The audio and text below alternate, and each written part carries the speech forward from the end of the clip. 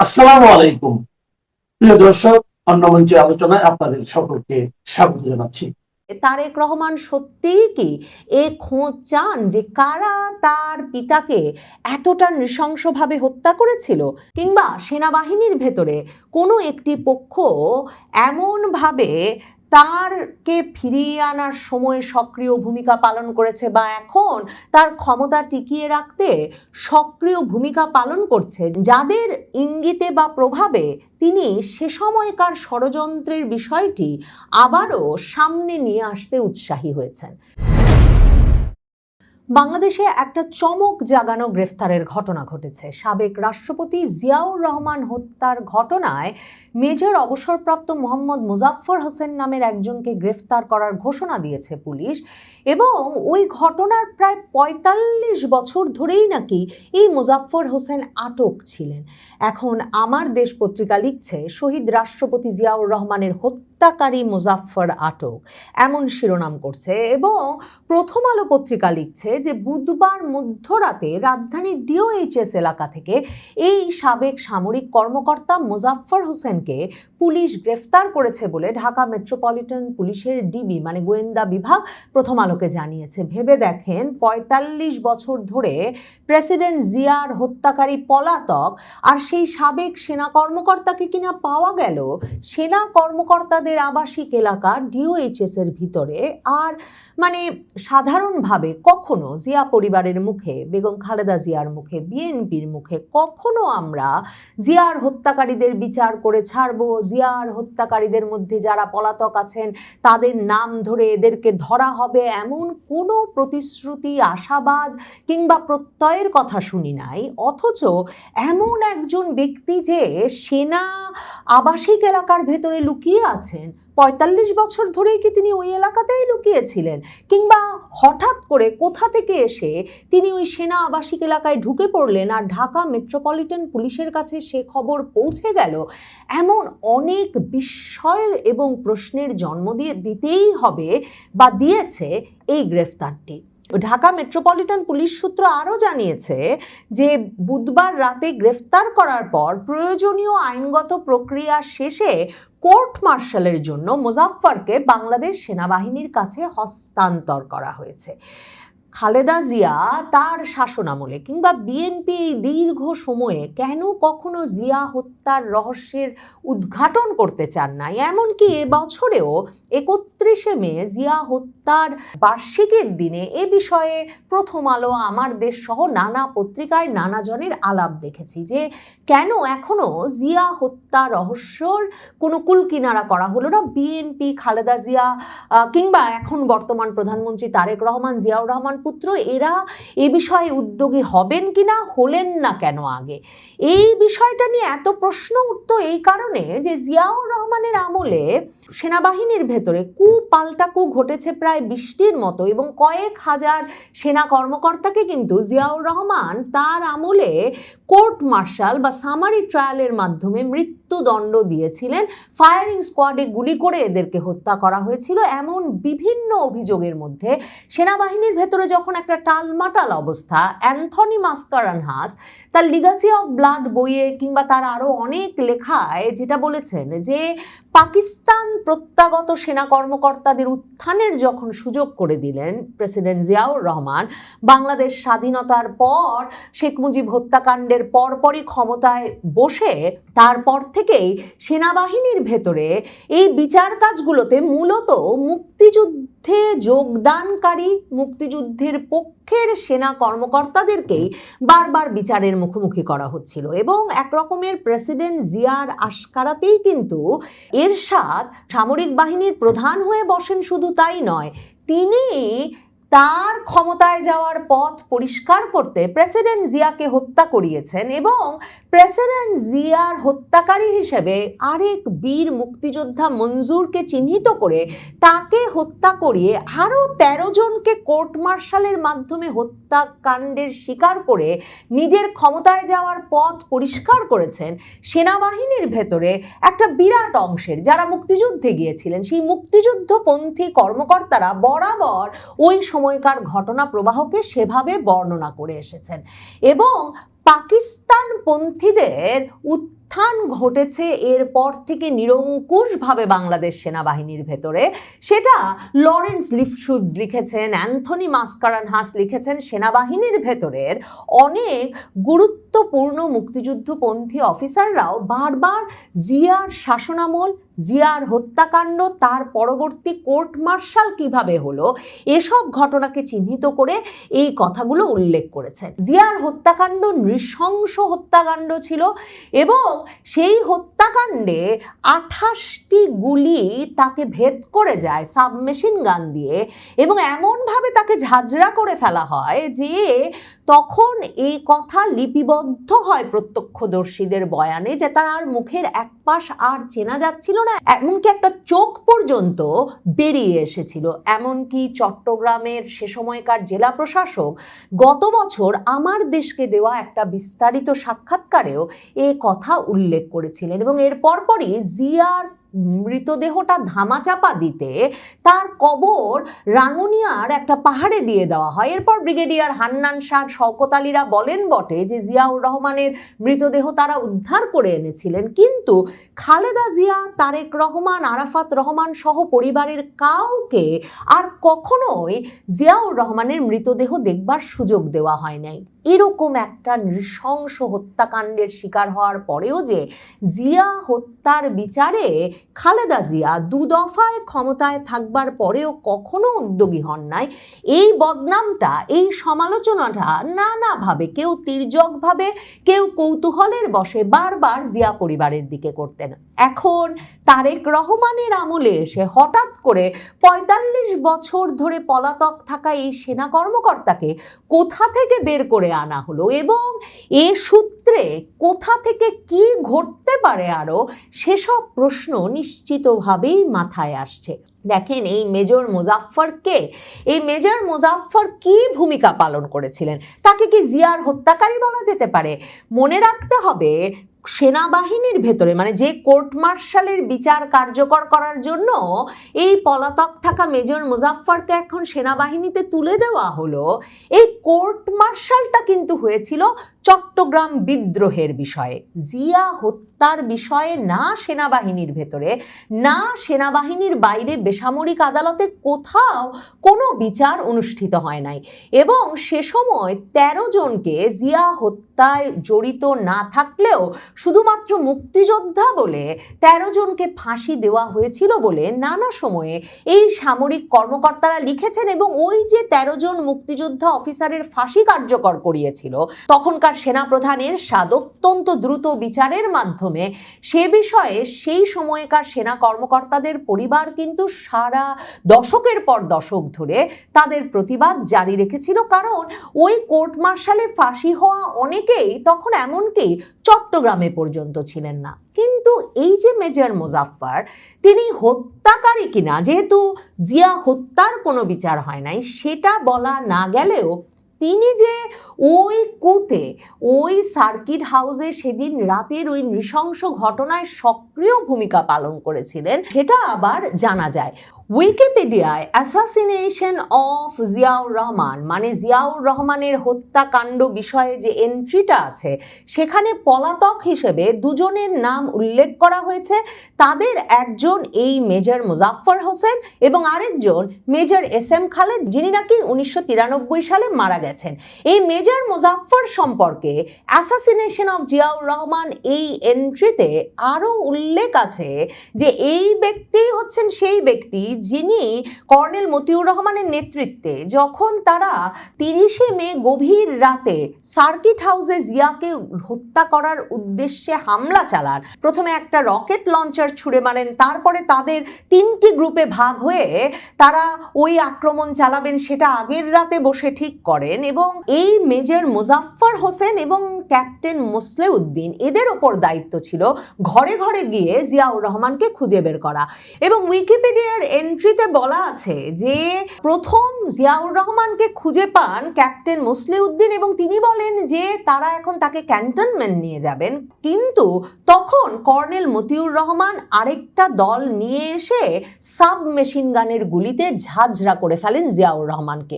অন্য সংবাদ মাধ্যমে প্রত্যক্ষদর্শীদের বয়ানে আছে যে অন্তত 28টা গুলি জিয়াউর রহমানকে বিদ্ধ করে তখন চলে যায়। এই মেজর মুজাফফর এতদিন কোথায় পালিয়েছিলেন? বাংলাদেশেই ছিলেন, ডিওএইচএসেই ছিলেন। এ প্রশ্ন যেমন জাগে তেমনি প্রশ্ন জাগে যে এখন কি জিয়াউর রহমান পুত্র, তার মানে সত্যিকার অর্থেই প্রেসিডেন্ট জিয়াউর রহমানকে কোন পরিস্থিতিতে হত্যা করা হয়েছিল? সেনাবাহিনীর ভেতরে কোন পক্ষটি তাকে হত্যা করবার জন্য উদ্যোগী হয়ে উঠেছিল? মানে ষড়যন্ত্রটা কি ছিল সেটা বের করতে উদ্যোগী হবেন। কারণ জিয়ার হত্যাকারী বলে মূলত চিহ্নিত করে চট্টগ্রামের তখনকার জিওসি যেই বীর উত্তম মেজর জেনারেল আবুল মঞ্জুরকে হত্যা করা হয়েছিল, তার বিষয়ে কিন্তু লরেন্স লিফশুজ বিস্তারিত লিখে গেছেন যে মেজর মঞ্জুরের হত্যাকাণ্ডটা একটা ষড়যন্ত্র বই আর কিছু নয়। কারণ পাকিস্তান থেকে আসা এরশাদ যদি মেজর মঞ্জুরকে হত্যা করতে না পারতেন তাহলে জিয়াউর রহমানের হত্যার পরেও এরশাদের পক্ষে তখন ক্ষমতা দখল করে বসা সম্ভব ছিল না। কারণ মেজর মঞ্জুর, যিনি কিনা স্লিপিং ড্রেসে আরামে ঘুমাচ্ছিলেন পরিবার পরিজনের সাথে,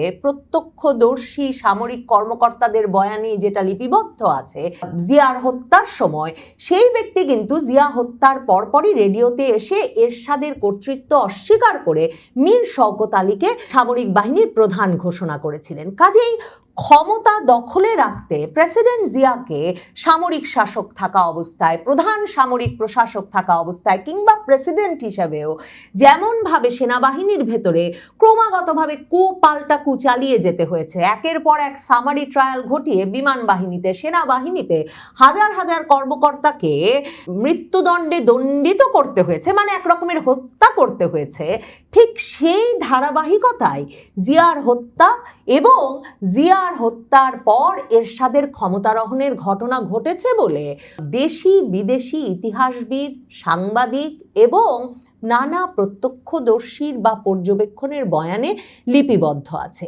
এমন একটা পরিস্থিতিতে তারেক রহমান সত্যিই কি এ খোঁজ চান যে কারা তার পিতাকে এতটা নৃশংসভাবে হত্যা করেছিল, কিংবা সেনাবাহিনীর ভেতরে কোনো একটি পক্ষ এমনভাবে তারকে ফিরিয়ে আনার সময় সক্রিয় ভূমিকা পালন করেছে বা এখন তার ক্ষমতা টিকিয়ে রাখতে সক্রিয় ভূমিকা পালন করছে, যাদের ইঙ্গিতে বা প্রভাবে তিনি সে সময়কার ষড়যন্ত্রের বিষয়টি আবারও সামনে নিয়ে আসতে উৎসাহী হয়েছেন। লরেন্স লিফশুজ লিখেছেন যে এই যে প্রেসিডেন্ট জিয়ার আশকারা পেয়ে, সেনাপ্রধান জিয়ার আশকারা পেয়ে বাংলাদেশ, যে দেশটা পাকিস্তান সেনাবাহিনীকে মুক্তি সংগ্রামের মাধ্যমে পরাজিত করে স্বাধীন হয়েছে, সেটা কি করে এক দশকের কম সময়ের মধ্যে পাকিস্তান প্রত্যাগত সেনা কর্মকর্তা এরশাদের হাতে চলে গেল, সেটা অত্যন্ত কৌতূহলোদ্দীপক বটে। এখন প্রেসিডেন্ট জিয়াউর রহমানের পুত্র তারেক রহমান বাংলাদেশ সেনাবাহিনীর ভেতরে সবচেয়ে পুরনো যে ক্ষত, সবচেয়ে পুরনো যে বিভক্তির রেখা, মুক্তিযুদ্ধপন্থী সামরিক কর্মকর্তারা এবং পাকিস্তান প্রত্যাগত বা পাকিস্তান ঘেঁষা সামরিক কর্মকর্তাদের যে ধারা, সে দুটো ধারার মধ্যে কোন ধারাটিকে উস্কে দিতে চাইছেন সেটা দেখবার জন্য কিছুটা অপেক্ষা করতে হবে। দর্শক, আপনারা জানেন আন্তর্জাতিক বার্তা সংস্থা রয়টার্সকে প্রথমবারের মতো টেলিফোন ইন্টারভিউ দিয়ে বাংলাদেশের সাবেক প্রধানমন্ত্রী শেখ হাসিনা দলের সিনিয়র নেতাদের নিয়ে ডিসেম্বরে দেশে ফেরার ঘোষণা দিয়েছেন। সরকার একাধিক সূত্র বলছে শেখ হাসিনার দেশে ফেরার বিষয়টি নিয়ে সরকারের শীর্ষ মহলের মধ্যে দুটি ধারা কাজ করছে। বিশেষ করে কোন প্রক্রিয়ায় তাকে ফেরত আনা হবে, তিনি কি নিজে আসবেন নাকি ভারত সরকার প্রত্যর্পণ চুক্তির মাধ্যমে তাকে ফেরত দিবেন, শেখ হাসিনা ফিরে আসার পর তার বিরুদ্ধে কি ধরনের ব্যবস্থা গ্রহণ করা হবে, এ নিয়ে গত কয়েকদিনে সরকারের শীর্ষ একাধিক ব্যক্তি কয়েক ধরনের ভিন্ন ভিন্ন বক্তব্য দিয়েছেন। খোদ আইসিটির চিফ প্রসিকিউটর আমিনুল ইসলাম 3 দিনের মধ্যে 3 ধরনের বক্তব্য দিয়েছেন।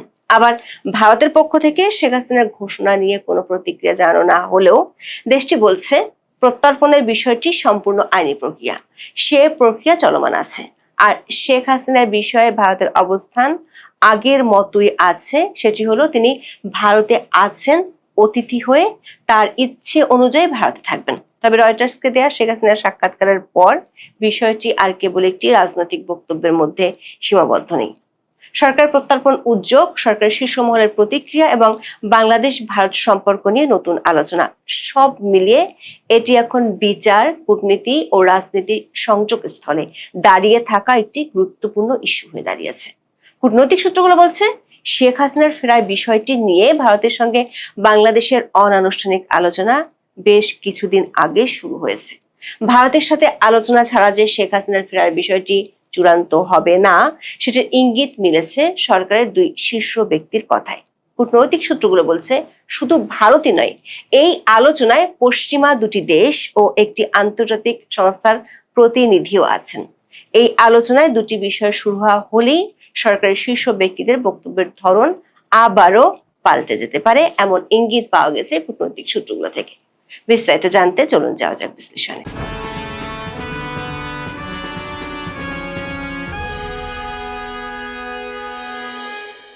10 জুলাই প্রথমবারের মতো শেখ হাসিনা রয়টার্সকে দেওয়া সাক্ষাৎকারে তার দেশে ফেরার সময় উল্লেখ করেছিলেন।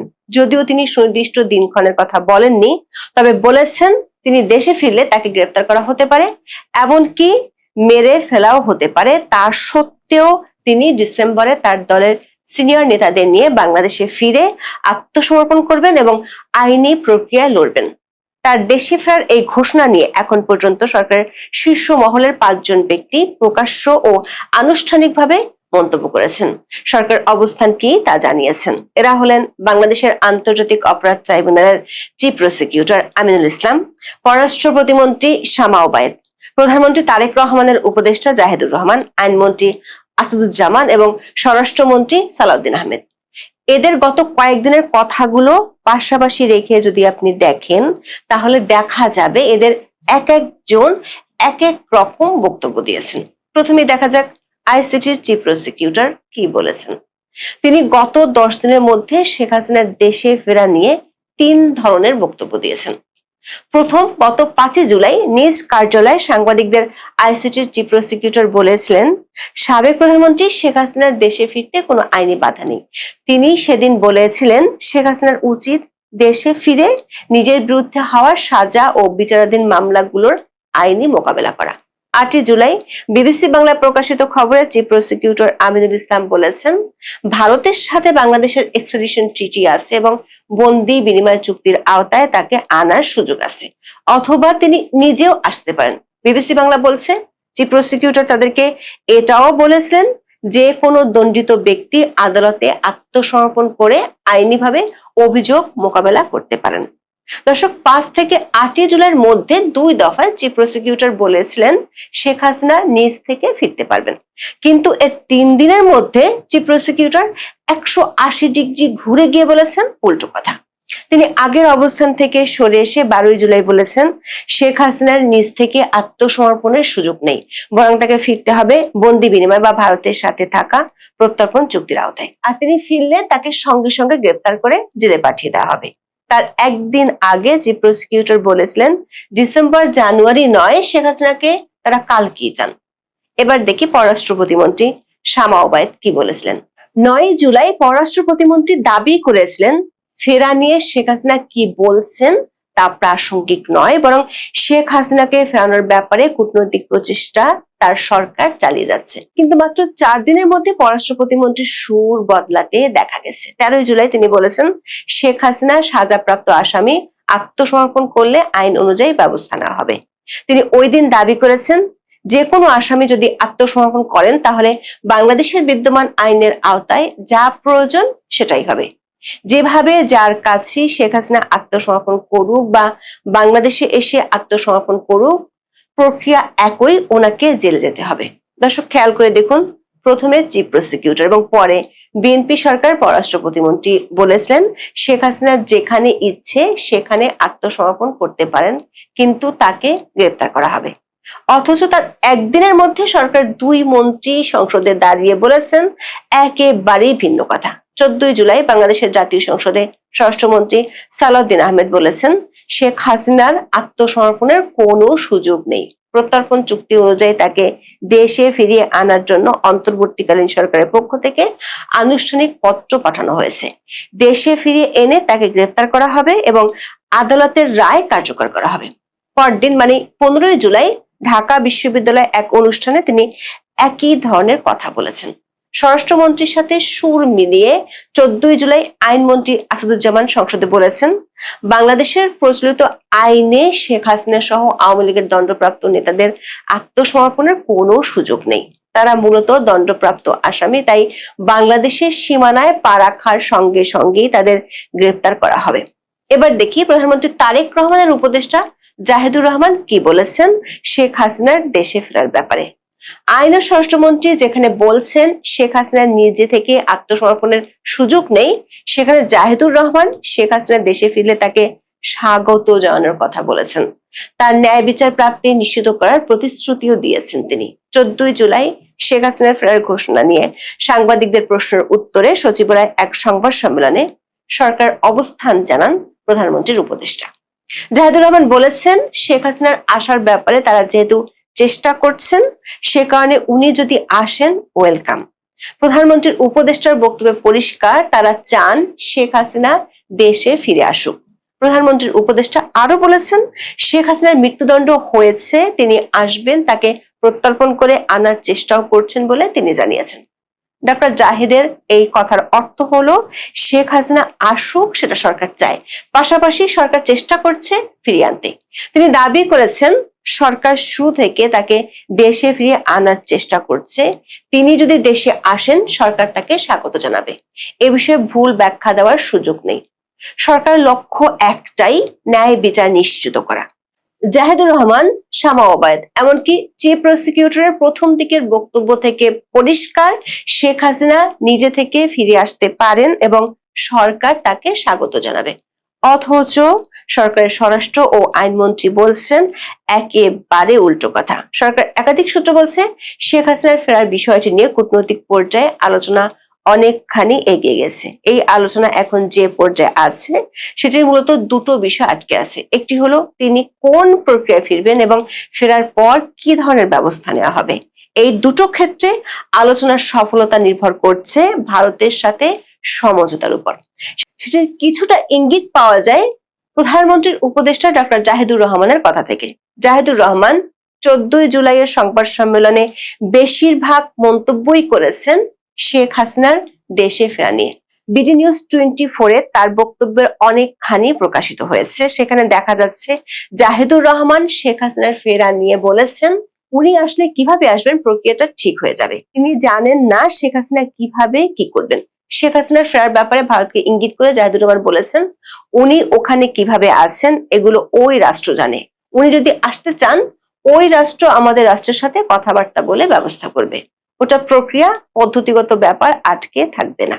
দর্শক খেয়াল করে দেখুন, শেখ হাসিনার ফেরার প্রক্রিয়া নিয়ে ভারত ও বাংলাদেশ সরকারের সমঝোতা বা বোঝাপড়ার বিষয়টির দিকে পরিষ্কার ইঙ্গিত করেছেন প্রধানমন্ত্রী তারেক রহমানের উপদেষ্টা।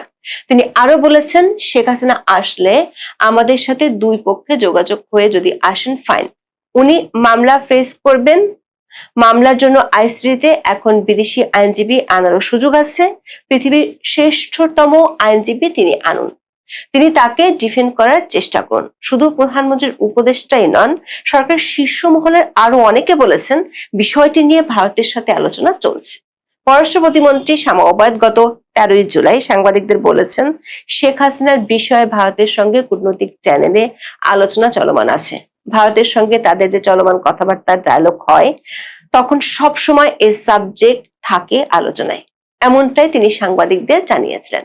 12 জুলাই আইসিটির চিফ প্রসিকিউটর আমিনুল ইসলাম সাংবাদিকদের বলেছিলেন, শেখ হাসিনা বাংলাদেশ ও ভারতের সরকারের পারস্পরিক সমঝোতা ছাড়া দেশে এসে সরাসরি আত্মসমর্পণ করতে পারবেন না। সরকার ও কূটনৈতিক সূত্রগুলো বলছে, শেখ হাসিনার ঘোষণা দেওয়ার আগে থেকেই এই আলোচনা শুরু হয়েছিল। এই আলোচনায় শুধু ভারত নয়, দুটো শক্তিশালী পশ্চিমা দেশের প্রতিনিধি এবং বাংলাদেশের দাতা গোষ্ঠী হিসেবে পরিচিত একটি আন্তর্জাতিক সংস্থার প্রতিনিধিও আছেন। বাংলাদেশ সরকার একটি পক্ষ থেকে শেখ হাসিনার প্রত্যর্পণ ও বিচারিক প্রক্রিয়ার উপর জোর দেওয়া হচ্ছে, কিন্তু যেহেতু এরই মধ্যে বাচ্চু রাজাকারের মতো যুদ্ধাপরাধের দায়ে ফাঁসির দণ্ডপ্রাপ্ত আসামির দণ্ড স্থগিত করা হয়েছে এবং তাকে জেলে যেতে হয়নি, এমন নজির থাকায় ব্যাক ফুটে আছে সরকারের পক্ষটি। সে কারণে সরকারের শীর্ষ মহল থেকে ভিন্ন ভিন্ন বক্তব্য দিতে দেখা যাচ্ছে। এদিকে ভারতের পক্ষ থেকে শেখ হাসিনার ঘোষণা নিয়ে আনুষ্ঠানিকভাবে কিছু না বলায় সরকারের জন্য পরিস্থিতি আরো কঠিন হয়ে যাচ্ছে। 14 জুলাই ভারতের নয়াদিল্লিতে দেশের পররাষ্ট্র মন্ত্রণালয়ের ব্রিফিং এ রয়টার্সকে দেয়া শেখ হাসিনার সাক্ষাৎকার প্রসঙ্গে ভারতের মনোভাবের কথা জানতে চান এক সাংবাদিক। তিনি জানতে চান শেখ হাসিনার নিরাপদ প্রত্যাবর্তন নিয়ে বাংলাদেশ সরকারের সঙ্গে ভারত সরকারের আলোচনা হয়েছে কিনা। ভারতের পররাষ্ট্র মন্ত্রণালয়ের মুখপাত্র রণধীর জয়সওয়াল সরাসরি এই প্রশ্নের কোনো উত্তর দেননি, বরং তিনি কথা বলেছেন প্রত্যর্পণ নিয়ে। তিনি বলেছেন যে কোনো প্রত্যর্পণই আইনি বিষয়, আইনি প্রক্রিয়াতেই এর নিষ্পত্তি হবে। শেখ হাসিনার বিষয়ে ভারতের মনোভাবের কোনো বদল ঘটেনি বলে উল্লেখ করেন দেশটির পররাষ্ট্র মন্ত্রণালয়ের মুখপাত্র। দর্শক, বাংলাদেশের সাবেক প্রধানমন্ত্রী শেখ হাসিনাকে বিচারের জন্য দেশে ফেরাতে 2024 সালের আগস্টের পর থেকে একাধিকবার নয়াদিল্লিকে চিঠি পাঠিয়েছে বলে জানিয়েছে বাংলাদেশ সরকার। তবে শুরুতে এ বিষয়ে ভারতের তরফে হ্যাঁ না কোনো জবাব আসেনি। সবশেষ গত এপ্রিলে নয়াদিল্লিতে এক ব্রিফিং এ জয়সওয়াল বলেছিলেন, শেখ হাসিনার প্রত্যর্পণ নিয়ে ঢাকা যে অনুরোধ জানিয়েছে তা আইনি ও বিচারিক পন্থায় পর্যালোচনা করা হবে। এবারও সবশেষ শেখ হাসিনার প্রত্যর্পণ প্রশ্নে সেই আইনি পন্থার কথাই শোনালেন জয়সওয়াল। ভারতের পররাষ্ট্রমন্ত্রী এস জয়শঙ্কর বছরখানেক আগে জানিয়ে দেন, শেখ হাসিনা যতদিন মনে করবেন ততদিন ভারতে থাকবেন। ভারত সরকার কখনো এই ব্যাপারে কোনো সিদ্ধান্ত নেবে না। রয়টার্সকে দেওয়া সাক্ষাৎকারে শেখ হাসিনা বলেছেন, বাংলাদেশ সরকার বারে বারে তাকে ফেরত চাইছে, সেই কারণে তিনি নিজেই ফিরে যাওয়ার সিদ্ধান্ত নিয়েছেন। তিনি আরো বলেছেন, তার মৃত্যুদণ্ডের সাজা হয়েছে জেনেও ঝুঁকি মাথায় নিয়ে তিনি ফিরে যেতে চান। এমন ঘোষণার পর পরিস্থিতি হঠাৎ করে বাংলাদেশ সরকারের জন্য জটিল হয়ে গেছে, কারণ শেখ হাসিনার সম্ভাব্য প্রত্যাবর্তনের প্রশ্নটি দক্ষিণ এশিয়ার বৃহত্তর কূটনৈতিক বাস্তবতা, ঢাকা দিল্লি সম্পর্ক এবং সাম্প্রতিক ভূ রাজনৈতিক পরিবর্তনের সঙ্গেও নিবিড়ভাবে যুক্ত। সরকার একটি পক্ষ বলছে, বাংলাদেশ সরকার প্রত্যর্পণের কথা বললেও শেখ হাসিনার ক্ষেত্রে এই বিষয়টি খাটে না। বাংলাদেশ তাকে পলাতক আসামি বলে বিচার শুরু করলেও ভারতের চোখে তিনি একজন অতিথি, কারণ বাংলাদেশ বিমান বাহিনীর বিমান তাকে দিল্লি পৌঁছে দিয়ে গিয়েছিল। বাংলাদেশ প্রশাসনের তরফে নয়াদিল্লিকে জানানো হয়েছিল, প্রধানমন্ত্রী নিরাপত্তা নিশ্চিত করার জন্যই তার দেশ ত্যাগ জরুরি হয়ে পড়েছে। সেই সঙ্গে ভারতে তাকে আশ্রয় দেওয়ার অনুরোধ জানানো হয়। ওয়াকিবহল মহলের খবর, এই সংক্রান্ত আলোচনায় দুই দেশের সেনাবাহিনীর মধ্যেও আলোচনা হয়েছিল। ভারতের তৎকালীন সেনা প্রধানের সঙ্গে টেলিফোনে দীর্ঘ সময় কথা বলেন বাংলাদেশের সেনাপ্রধান ওয়াকারুজ্জামান। ফলে ভারত সরকারের পক্ষে কোনোভাবেই শেখ হাসিনাকে পলাতক আসামি হিসেবে বিবেচনা করার অবকাশ নেই। স্বভাবতই বন্দি প্রত্যর্পণ চুক্তি শেখ হাসিনার ক্ষেত্রে খাটবে না। এখন এ পর্যন্ত। সবাই ভালো থাকুন, সুস্থ থাকুন।